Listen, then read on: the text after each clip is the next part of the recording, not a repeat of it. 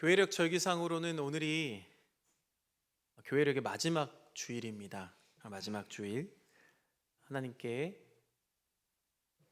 말씀을 먼저 선포하고 또 그 말씀 안으로 들어가기를 소망합니다. 누가복음 17장 11절부터 19절까지의 말씀, 누가복음 17장 11절부터 19절까지의 말씀을 제가 먼저 선포합니다. 예수께서 예루살렘으로 가실 때에 사마리아와 갈릴리 사이로 지나가시다가 한 마을에 들어가시니 나병 환자 10명이 예수를 만나 멀리 서서 소리를 높여 이르되 예수 선생님이여 우리를 불쌍히 여기소서 하거늘 보시고 이르시되 가서 제사장들에게 너희 몸을 보이라 하셨더니 그들이 가다가 깨끗함을 받은지라. 그 중에 한 사람이 자기가 낳은 것을 보고 큰 소리로 하나님께 영광을 돌리며 돌아와 예수의 발 아래에 엎드리어 감사하니 그는 사마리아 사람이라. 예수께서 대답하여 이르시되 10사람이 다 깨끗함을 받지 아니하였느냐? 그 아홉은 어디 있느냐? 이 이방인 외에는 하나님께 영광을 돌리러 돌아온 자가 없느냐 하시고 그에게 이르시되 일어나 가라, 내 믿음이 너를 구원하였느니라 하시더라. 아멘.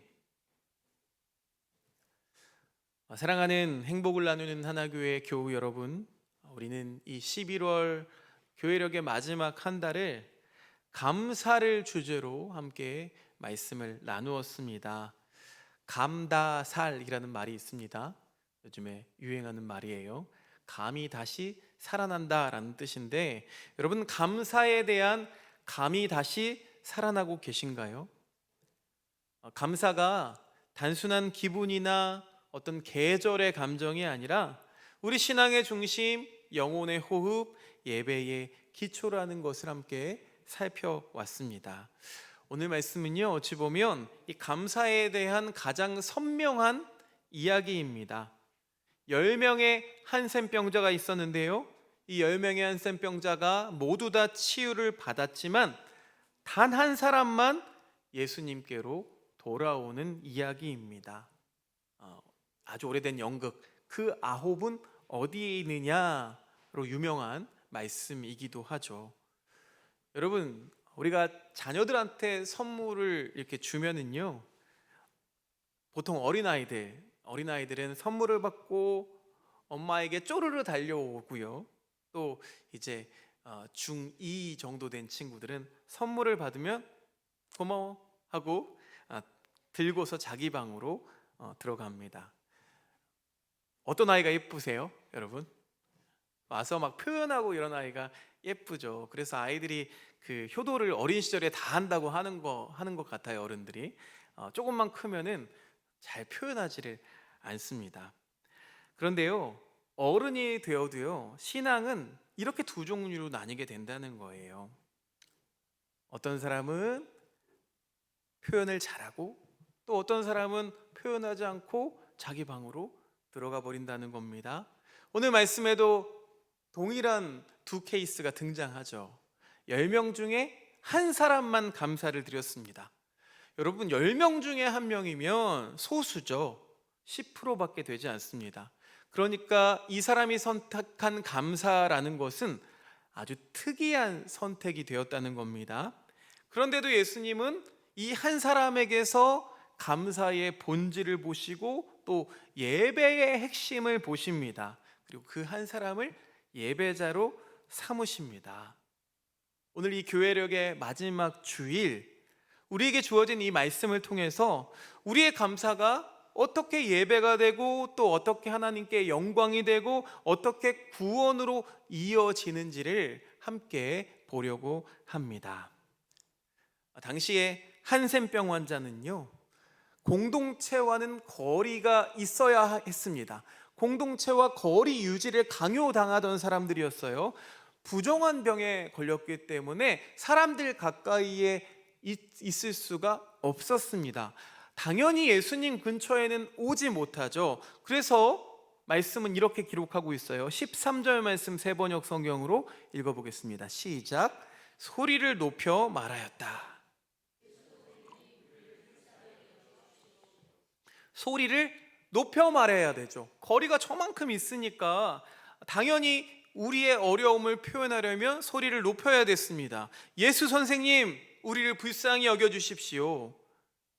여기서 알 수 있는 사실이 있다면 이 사람들에게는요, 지킬 만한 체면 따위는 없었다는 겁니다. 체면보다는 오히려 살고 싶은 마음이 이 자존심보다 더 컸기 때문에 소리를 지를 수 있었다는 거죠. 소리 지르다가 돌에 맞아 죽을 수도 있어요. 그러니까 그들의 소리는 생존의 몸부림이었습니다. 그런데요, 그렇게 생존의 몸부림을 하는 사람들에게 예수님이 그 자리에서 즉시 고쳐주지 않으십니다. 14절 말씀 이어서 읽어보겠습니다. 시작. 가서 제사장들에게 너희 몸을 보여라.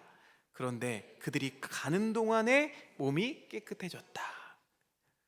기왕이면 주님, 즉시 그 자리에서 치유해 주셨으면 좋았을 텐데 예수님은 그 전에 이들에게 무엇을 요구하십니까?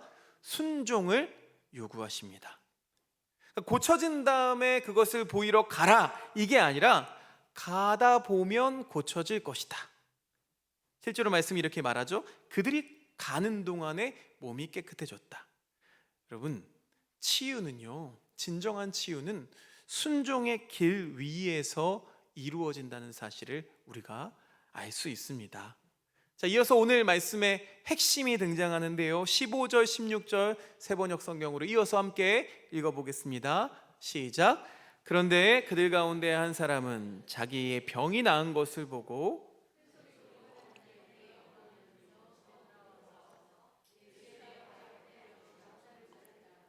그런데 그는 사마리아 사람이었다. 마지막 한 문장, 이 한 사람이 어디 사람이라고요? 사마리아 사람입니다. 일단 한센병 환자는 사회적 거리를 강요당했던 사람들이고, 자, 사마리아인이라고 하면은 이스라엘 역사 속에서 종교적으로, 민족적으로, 사회적으로 소외의 상징입니다.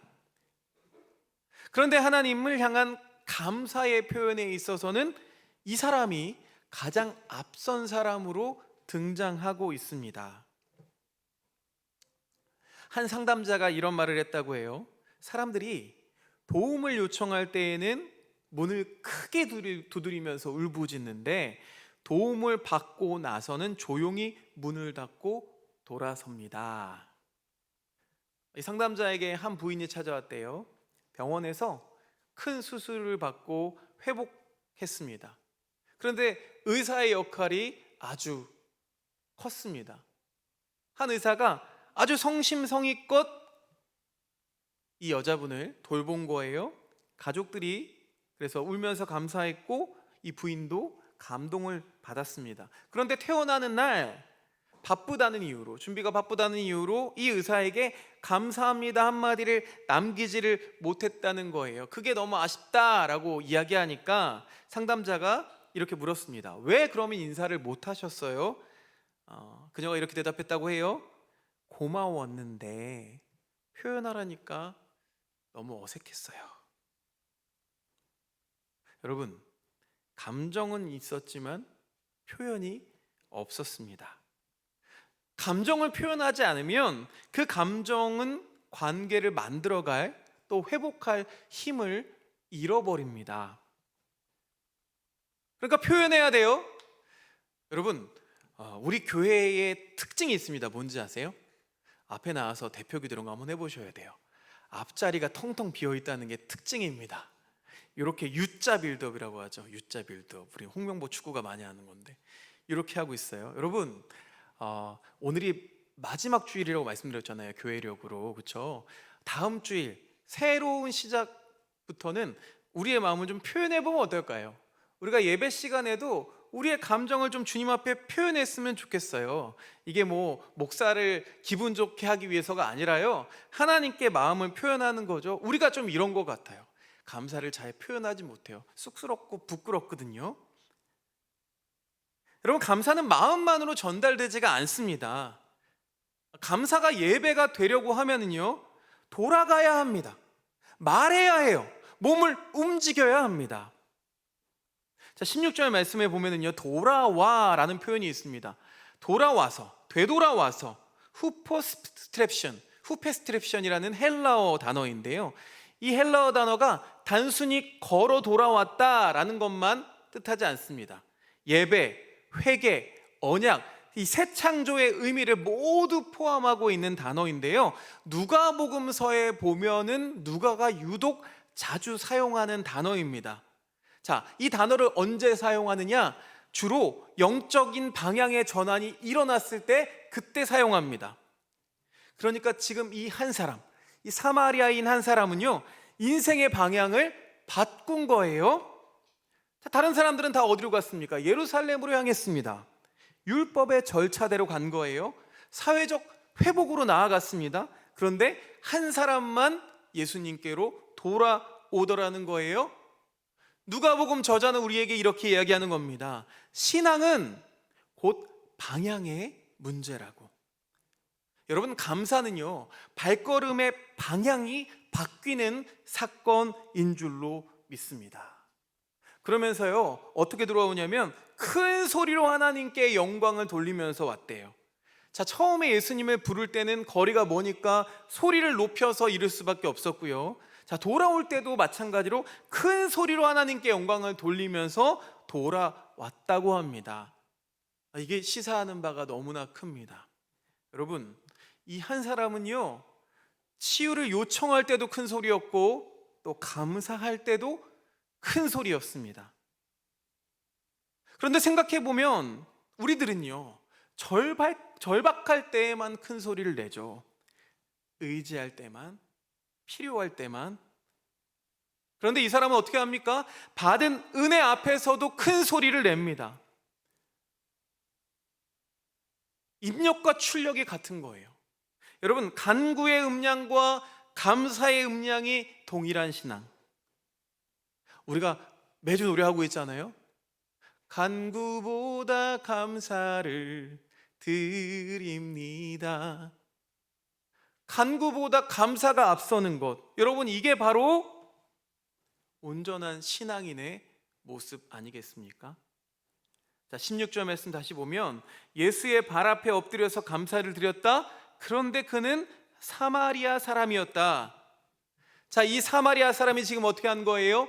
치유와 치유자 사이에서 치유자를 선택하고 있는 겁니다.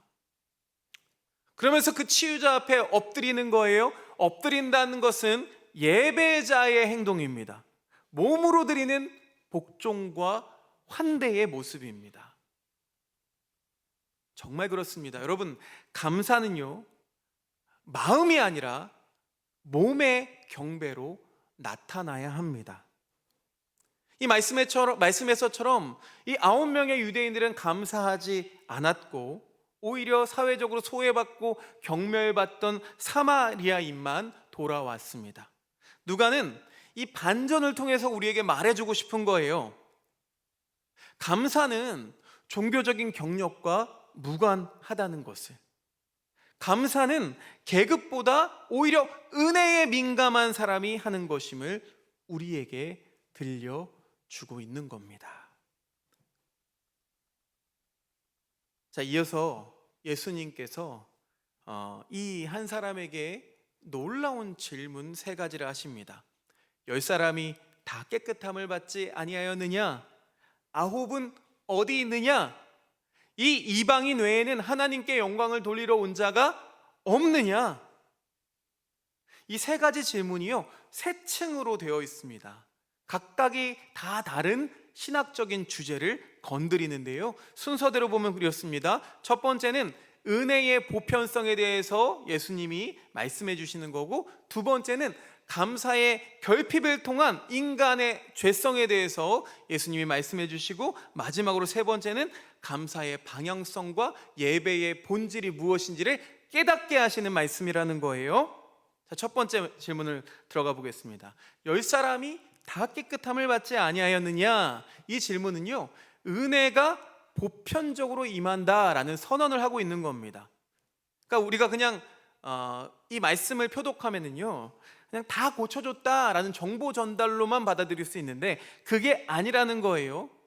예수님이 지금 이 은혜의 보편성을 강조하고 계신 겁니다.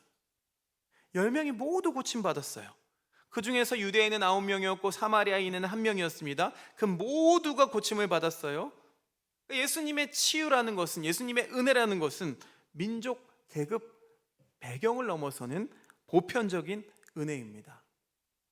여러분, 은혜는 하나님이 선택하셔서 우리가 은혜를 받는 걸까요? 아니면 하나님의 성품에서 이 은혜가 나오는 걸까요? 우리 칼뱅의 예정론을 보면은 이런 기로에서 막 헷갈리는 부분들이 참 많이 있습니다. 다 예정돼 있다. 선택하셨다. 근데 여러분, 그 선택이요, 하나님이 이렇게 티가 아니셔가지고 선택, 딱 누구를 선택하고 저 사람 마음에 들어, 이게 아니라요, 하나님의 성품에서 이 선택이 나온다는 걸 여러분 잊지 마시기 바랍니다. 하나님의 성품 어떻습니까? 자기 아들을 죽기까지 우리를 사랑하셨죠.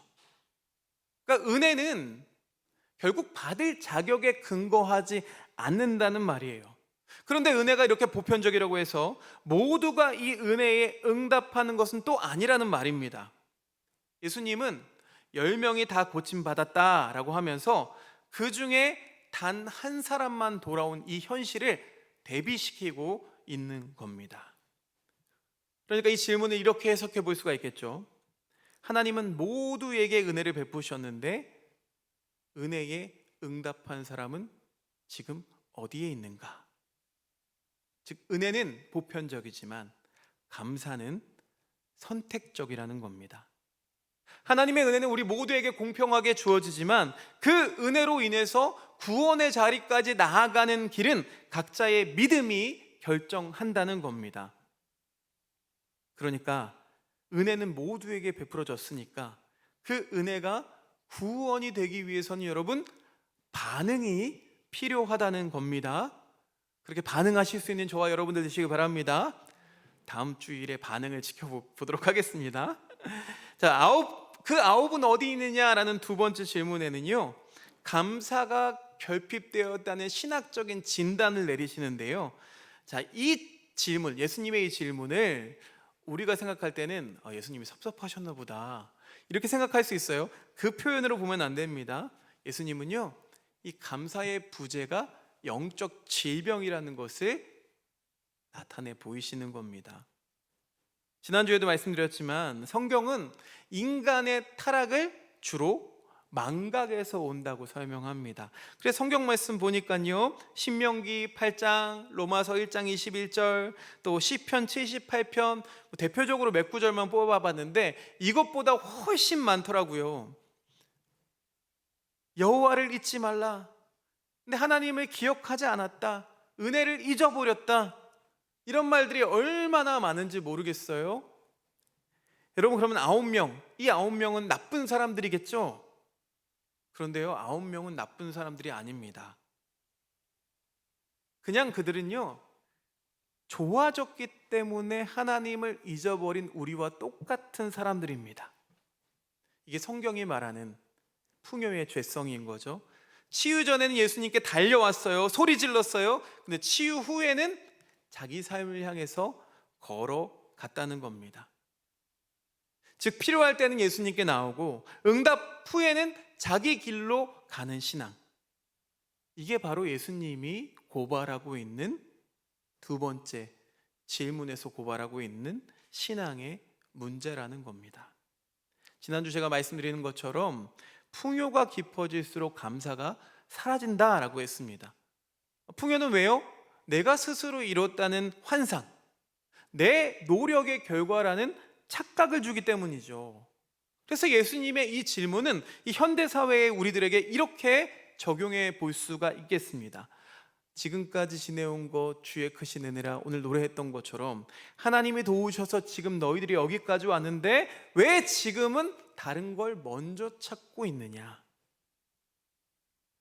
자, 이렇게 감사의 부재는 신앙의 문제이기 이전에 하나님이 없는 자기 중심성이 드러나 버린 증상입니다.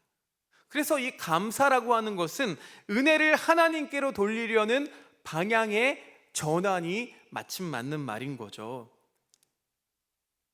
감사란 치유의 원인이 하나님임을 이 삶의 방향으로 선언하는 그런 행위입니다.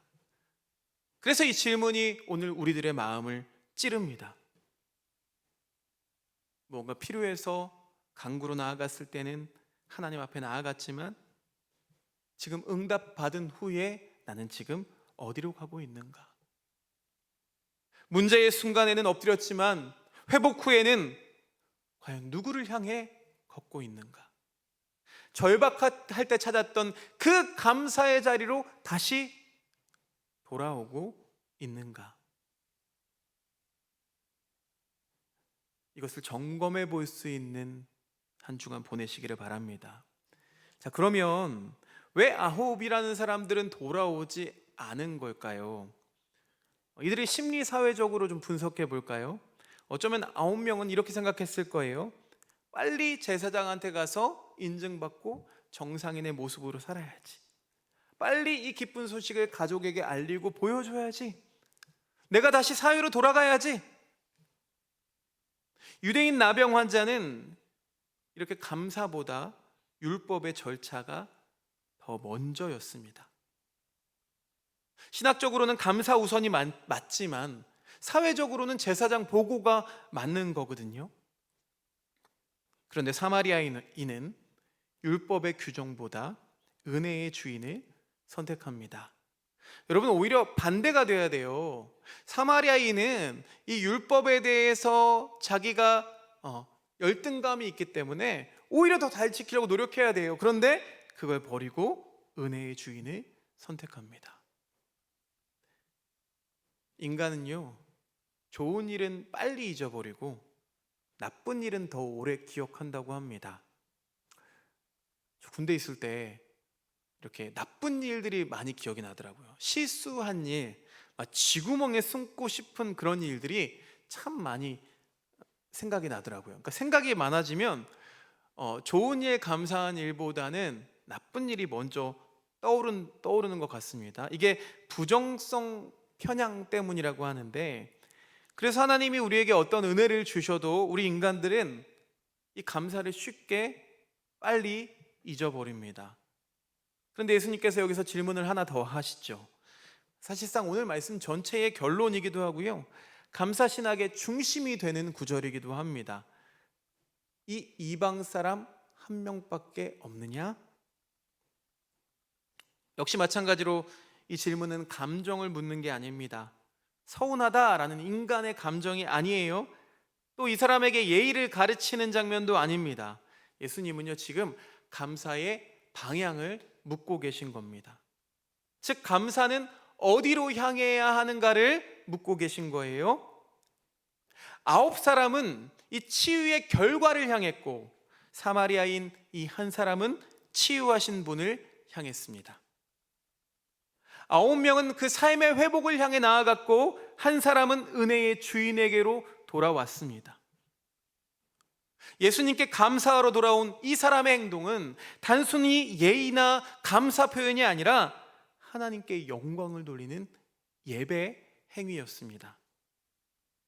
그래서 예수님은 이 질문을 통해서 감사는 예배의 방향성을 가진 행위라고, 또 예배는 은혜의 주인께 돌아가는 발걸음이라고 우리에게 가르쳐 주시는 겁니다. 여러분, 풍요는 감사를 약화시킨다고 말씀드렸습니다. 그런데 반대로 결핍은 감사의 민감도를 높입니다. 풍요는 내가 이룬 것이라는 착각을 만들지만 결핍은 은혜를 더 크게 보이게 하기 때문입니다. 이 사마리아 사람은요, 이 결핍 속에서, 인생의 결핍 속에서, 사회적 결핍 속에서 이 은혜를 더 깊이 경험한 사람이었습니다. 그런데 그는 감사합니다 라는 것을 마음으로만 중얼거리지 않았습니다. 몸으로 돌아왔어요. 신학적으로 이것을 무엇이라고 말하냐면 감사의 화육, 감사의 화육이라고 이야기합니다. 감사가 행동으로 육화되었다는 거예요. 체화되었다는 거예요. 돌아왔고 또 엎드렸고 큰 소리로 찬송했고 예수님의 발 아래에서 멈추었습니다. 여러분, 진짜 감사는요, 실제 발걸음이 바뀔 때에 진짜 감사가 됨을 여러분 잊지 마시기를 바랍니다.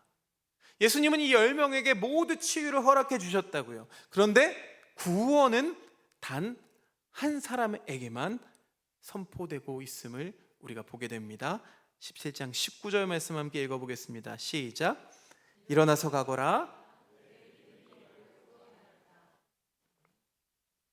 자, 이 구절에서 우리가 명확히 알 수 있는 거죠. 9은 치유만 받았고 한 사람은 구원까지 받았습니다. 과연 무엇이 둘을 갈라놨나요? 믿음의 크기일까요? 아닙니다. 기도의 시간 분량일까요? 아닙니다. 감사의 표현이었습니다. 이 누가복음의 저자 누가는 오늘 우리들에게 이렇게 말하고 있는 거예요. 감사는 치유받은 자가 구원의 길로 들어서는 초입, 문이라고 우리에게 말해주고 있는 겁니다. 그래서 예배의 전반부에는 여러분 감사 표현이 꼭 들어갑니다. 하나님께 영광 돌리고 감사하는 감사의 표현이 들어가요. 그러니까 그 전반부의 시간도 여러분 경히 여기시면 안 됩니다. 그 감사가 있어야 우리가 구원을 향해서 나아갈 수 있다는 거예요. 제가 한 분이 물어보시더라고요. 예배로의 초대에도 묵도가 있는데 조용한 기도는 왜 있어요? 올해 한 해 제가 조용한 기도를 넣어놨잖아요. 이유가 있습니다. 예배에 늦게 들어오신 분들이 많아가지고 예배를 3분 정도 일찍 시작하는 거예요. 계속 기다렸습니다. 1년 동안 계속 기다리는 거예요. 물론 거기에 응답하시는 분들도 있고요, 또 아직 응답되지 않는 분들도 있습니다. 그러나 계속 기다립니다. 주님의 마음으로 기다리면 여러분 그 감사하는 시간에 함께 참여해서 은혜를 누리시기를 바랍니다. 자, 이번 주 우리 한 주간 동안 또 한번 이렇게 스스로에게 자문해 봤으면 좋겠어요. 주님, 우리도 똑같죠? 모두 다 은혜를 받았지만 내가 9명처럼 그냥 바쁘게만 살고 있지는 않습니까? 주님은 나를 축복하시고 치유해 주셨는데 그 순간 저는 당신께로 돌아가는 발걸음을 잊고 살지는 않습니까? 절박한 순간의 기도와 평안한 날의 감사가 과연 같은 음량입니까? 자, 이것을 맞추기 위해서 우리는 이번 주 한 주간 동안에 반드시 여러분 주위의 한 사람에게 감사를 표현해 보십시오. 여러분의 배우자도 좋고요, 자녀도 좋고, 부모님도 좋고, 또 교회의 식구들 다 좋습니다. 사마리아인은 즉시 돌아갔어요. 감사는요, 미루면 식습니다. 오늘 식사 오징어 볶음 맛있을 텐데 예상하건대 맛있다 마음에만 머물지 마시고 감사를 표현해 보십시오. 이 작은 실천이 관계를 회복시킵니다. 자기 마음을 치유합니다. 또 영혼을 살리는 예배가 되는 줄로 믿습니다. 자, 그 다음은요, 감사 리프레이밍을 해보자는 거예요. 리프레이밍, 다시 자리를 잡아보자는 거죠. 나의 결핍, 나의 부족을 은혜의 통로로 다시 해석해 보는 겁니다. 9명은 그냥 치유만 받고 떠났잖아요. 근데 한 명은 치유하신 분을 봤다는 거예요. 여러분, 그러니까 우리의 삶의 부족이라는 것도, 결핍이라는 것도 어쩌면 우리의 시선에 따라서 달라질 수가 있다는 겁니다. 한번 볼까요? 자, 내 주변에 불편한 사람이 있어요. 여러분, 있죠? 있습니다. 자, 그러면 그 불편한 사람은 왜 존재하는가? 하나님이 나를 성숙시키는 거울로 활용하기 위해서 내 옆에 두셨다는 거예요. 이렇게 리프레이밍 해볼 수 있을 거고요. 갑자기 내 삶에 갑작스러운 문제가 생겼어요. 자, 그러면 이것은 하나님이 개입하시는 통로가 될 것을 선포해 보는 겁니다. 자, 그 다음, 돈이 부족해요. 재화가 부족합니다. 자, 그럴 때 하나님이 공급하시는 기도의 자리가 된다는 겁니다. 마지막으로 실패할 수 있죠. 여러분, 실패하면 하나님이 그 방향 아니야? 이 방향이야? 하고 진짜 방향을 가르치는 순간임을 여러분 리프레이밍 해봤으면 좋겠습니다. 세상 사람들은 말할 거예요. 정신승리 오진다, 이렇게 얘기할 텐데요. 여러분, 기독교인의 가장 큰 장점이 뭘까요? 회복 탄력성이에요. 우리는요, 막 실패해도요, 저희 가서 1시간 기도하고 와. 그럼 1시간 기도하고 오면은 마음이 막 평안해지고 뭔가 다시 시작할 수 있을 것 같고 이런 게 있어요. 그런데 여러분, 이 감사라는 것은, 이렇게 리프레이밍 하는 것은 현실을 속이는 게 아닙니다. 현실을 다르게 읽어내는 능력인 거죠. 여러분, 그 능력을 발휘할 수 있는 여러분들 되셨으면 좋겠습니다. 자, 마지막으로는 지난주부터 계속 이야기했던 건데요, 감사의 자리를 만들어 보는 겁니다. 다음 주부터 대림절이 시작되잖아요. 이제 집의 한켠에 성탄 트리라던가 성탄 장식하는 자리가 마련될 거잖아요. 그 성탄 트리와 함께 감사의 자리 하나를 집안에 세워보는 거예요. 사마리아인도 그렇게 했습니다. 어디에다가요? 예수의 발 앞에 엎드렸습니다. 그의 감사는요, 장소가 있는 감사였어요. 그러니까 여러분의 가정의 한 벽면, 책상 한 켠에 감사 보드, 감사 노트 좀 남았어요. 달라고 하면 드릴게요. 그렇게 감사할 때 감사는 습관이 되고, 이 습관은 우리 영혼의 리듬이 될 줄로 믿습니다. 하루에 한 줄이라도 오늘 하나님이 하신 일을 적어 보시기 바랍니다. 감사가 기록될 때, 그때야 비로소 우리 세대와 세대를 넘는 신앙으로 자리하게 될 줄로 믿습니다. 사랑하는 행복을 나누는 하나교회 교우 여러분, 사마리아인은 치유된 몸보다 더 큰 선물을 받았습니다. 어떤 선물인가요? 하나님을 만나는 경험, 예배로 초대받는 은혜, 그리고 구원입니다. 감사는 예의가 아닙니다. 감사는 습관이 아닙니다. 감사는 예배입니다. 감사는 은혜의 주인을 인정하고 예수님께 돌아오며 무릎 꿇고 주님께 무게를 실어드리는 행동입니다. 오늘 우리들에게도 이 한 사마리아인처럼 예수님께 돌아가는 발걸음이 있기를 축복합니다. 그리고 그렇게 발걸음을 옮겼을 때 예수님이 우리에게 이렇게 말씀하실 겁니다. 일어나 가거라, 내 믿음이 너를 구원하였다. 기도합니다. 주님, 감사합니다. 은혜를 주셨을 때도, 복을 받았을 때도, 문제를 넘겼을 때도 이제 다시 주님께 돌아오게 하소서. 감사가 내 삶의 방향이 되게 하옵소서. 우리 교회가 감사가 예배가 되는 교회, 감사로 하나님께 돌아오는 교우, 감사로 우리들의 가정이 세워지게 하옵소서.